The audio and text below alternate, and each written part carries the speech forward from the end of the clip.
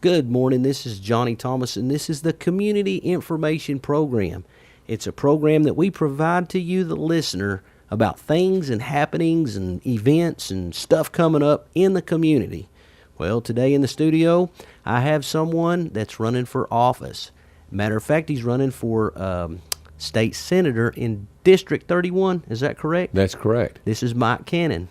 Good Welcome. morning, Johnny. How are you? Fantastic. Good. Now, I know you're a busy man, so we're going to give you 14 minutes we're just going to go. How's All right. that? Sounds great. Now, you're running for state senator in District 31, which includes how much of the Panhandle? It includes 25 counties in the Panhandle, Uh-huh. actually part of the South Plains, but it's all the counties in the Panhandle. Right. And I looked at the map on how it covers, and it's kind of a weird district, a kind of a weird shape. It's kind of like an 8, kind of scooted over there just a little bit. That's right. It's a funny looking district. It's got the entire Panhandle. Yes. And then it runs down the Texas-New Mexico border, one county wide, and then it goes down into the Permian Basin, about 7 counties down there. Wow. That is a large amount of land and a large amount of people to represent. It is. That's cool. Now, let me ask you a question. What promoted you, or what led up to you wanting to run for this position?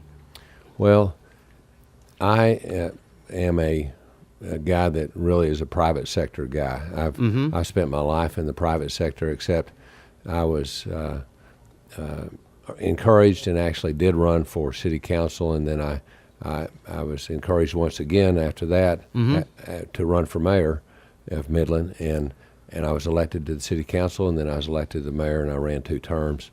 And so I served in city government in Midland for about 7.5 years, Okay. which was a great experience, and I enjoyed and really got a tremendous amount of just personal satisfaction, and also it was just a wonderful experience serving the people of Midland. I got out of it and went back to the private sector, and I'm a lawyer, and I went back to practicing law. I represent people, represent businesses, Right. and try to keep them out of the courthouse. But my wife and I started, I'd say 3 years ago, going through kind of a discernment process, trying to determine what the Lord was calling us to do. She used to work for an adoption agency. She was a regional representative that covered the Panhandle in West Texas. And we thought we were probably going into an adoption education ministry. But this fall I was approached by some different people and was encouraged to consider running for this office. Wow. And I finally decided that it was probably the thing that the Lord was calling me to do. I look out, I see what's going on in America, I see the way our country's turning, and I'm concerned, and I do believe you were talking earlier about having a gift, the gift that was given to you to be a radio broadcaster. Yes. Well, I just happen to have a gift to be able to represent people, and so this is just an opportunity that I think I can, or it's a calling that I believe I can't turn down. Okay, that's what I was wanting to ask you. So you feel and you believe in your inner being that it's a calling. It's not like you're wanting to do this for a living. It's not your career. You're not like a career, quote, politician. Absolutely like not. Like so many of them are. Yeah, no, absolutely not. Because you said you practice in private sector. That's right. And that's right. But you're a former mayor. Yeah. Well, I did that. Right. I did that. And that was really community service, is what it was. I'd been involved in the community. I mean, in the Chamber of Commerce. Yes. And was active in the community, and really was encouraged by some people to run for those city offices. Right. And so that was a great experience. I continue to serve in the community. I'm on the Permian Basin Area Foundation, which gives grants all over the Permian Basin and things like that. But I just think you have to listen to the Lord, and you have to be ever mindful that He does lay things out in front of you. Correct. And you either accept the challenge or you turn away and don't. And this was one that I just felt like was being placed right in front of me. Right. And I didn't feel like I could turn my back to it. So you're okay. I got you. if you said earlier that you probably wouldn't have done or followed this trail. In other words, you would be in the adoption agency or something Right. like that. And really that was probably your first choice, but you feel like the Lord's leading you in the direction to serve people in this capacity. Well, that's right. Like I said, I mean, we prayed a lot about it. We spent a lot of time talking and thinking about what it would be. Sure. I'm far enough along in my career that I can start kind of scaling back on Right. on my work. The Lord's blessed us financially. Okay. We have a wonderful family. We've raised all our kids. We have 4 children. They're all happily married. We have now 7 grandchildren and 1 on the way. Wow. And Congratulations. well, thank you. But I see my grandchildren. Yes. And I see the world that Oh, they're yeah. being brought up in, and I just, I am concerned for them. Yes. And I'm concerned about what's going on in America. And so again, this is just something that I feel that I need to do. I mean, Right. I think I can help make a difference. Right. I certainly don't think I can do it by myself, but somebody's got to get in there and try to start fighting for Yes. the principles and the beliefs that this country was founded upon. There you go. Okay. Well, that's fair enough. Let me ask you this. Now, you're from Midland. Right? My question to you is, we're up in the Panhandle. Right. How are you going to represent us as you would those in Midland, so to speak? Well, we've been all over the Panhandle. Mm-hmm. We've not covered all the towns yet in the district, but we're Right. trying to do that. You know, I believe there's 77 communities in our district, 37 counties, 77 communities. That is fascinating.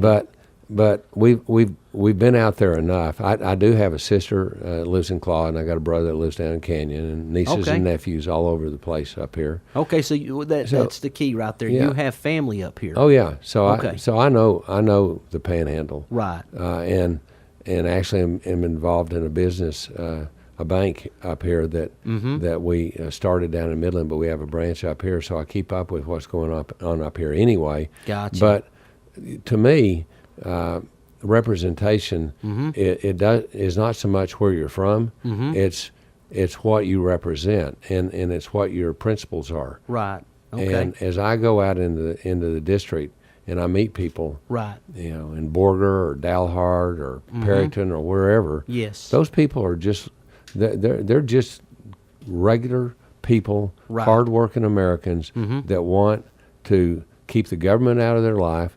They want to be able to live their life unfettered by governmental regulations. They want to Yes. run their little businesses or whatever, and that's what I mean. That's exactly what I do. Right. I mean, that's what I've done in my private life.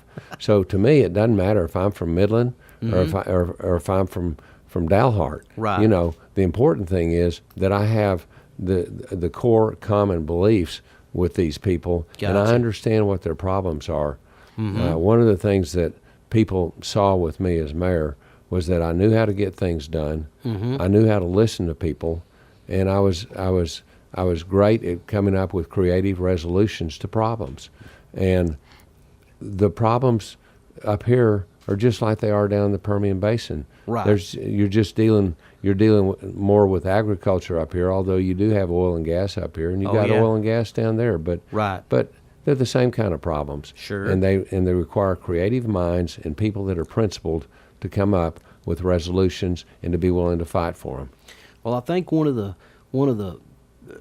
issues, I guess, would be, you know, if you're from that area, would you represent us as good as you Yeah, said? absolutely. I mean, the only thing I can tell you is that the geography is not going to matter to me. Cool. What's going to matter to me is making sure that these people throughout our district are represented. Yes. Because that's going to be my job. Right. You know, to me, the most important thing that I have is my integrity. And if I say that I'm going to undertake a job, I do undertake to do the job. You get after it. And I get after it. And it doesn't matter. So it doesn't matter where the people are. I'm going to get after it. And I'm going to listen to them. My door's going to be open. And I want them to come see me. because I'm going to represent them. Okay, now I have a question from the station manager, Ricky Okay. Fobb. All right.